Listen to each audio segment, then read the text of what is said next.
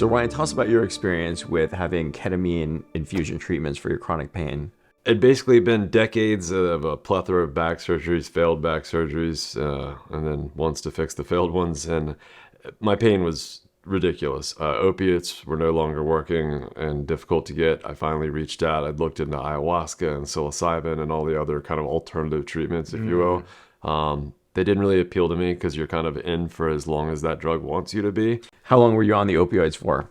Over a decade. I was, and I would become physically dependent on them, end up in rehab. They give you this. You're getting tolerant to the effects where it just wasn't treating your pain the way it used to. So. Yeah, exactly. And I was never getting like a euphoric effect from it. It was just my tolerance just kept going up. I kept needing more, and then I'd have another surgery and keep needing more. And that's when I finally reached out to Allay. And to be honest with you, I live a pretty good ways away from Allay, and I'd called every clinic from Miami to Jupiter and asked them, just grilled, hey, I asked them about their program, how long they'd been in business, how many infusions they'd done, and then really looked at their staff to try to understand, are these people doing it for the right reasons? Do they know what they're doing?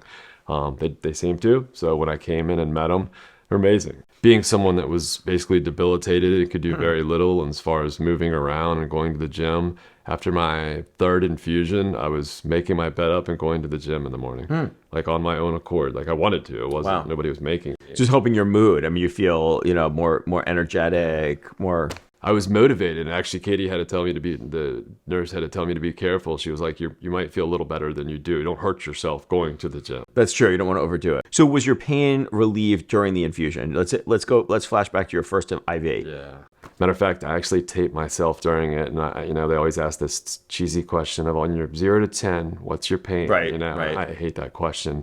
And in that video, I watched it back later. I was like, oh my God, my pain's at a 0. That's the first time I'd said that in decades. So during the IV, and then how much time was there between the first infusion and your second infusion? Only a few days, 2 or 3 days at most. And what was the pain relief? During those first few days? After the first one, I can't say I knew something had happened, but I was unsure of it. I was definitely in to try it again and see. And they had explained to me, your body needs to get acclimated. But after the second one, my dad actually noticed a difference just talking to me on the phone and the clarity of, he can hear the pain in my voice. And so with that being said, he noticed it after the second one. After the third one's when I was going home, after the ketamine had worn off, and I was like, I'm moving around. Okay. I feel better. And it was a huge improvement. And then after 6 infusions, I was a new person. Now I get boosters every 6 months. So during the 6 infusions that you had initially, how often? How were they separated? I did 2 the first week, 2 the second week, and then one week, 1 this 4th week. Okay.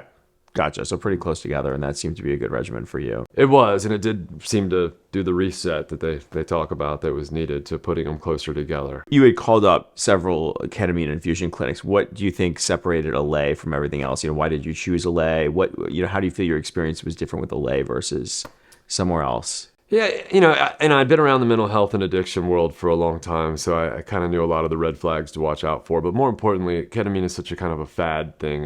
It's a new business. There's doctors, there's new clinics opening it up every day. I didn't want a new pop-up clinic. I knew I wanted somebody that had experience. Allay was at that point at 3,000 infusions. They'd opened in 2018, so they really understood it. And the nurse practitioner's background, the founder Katie.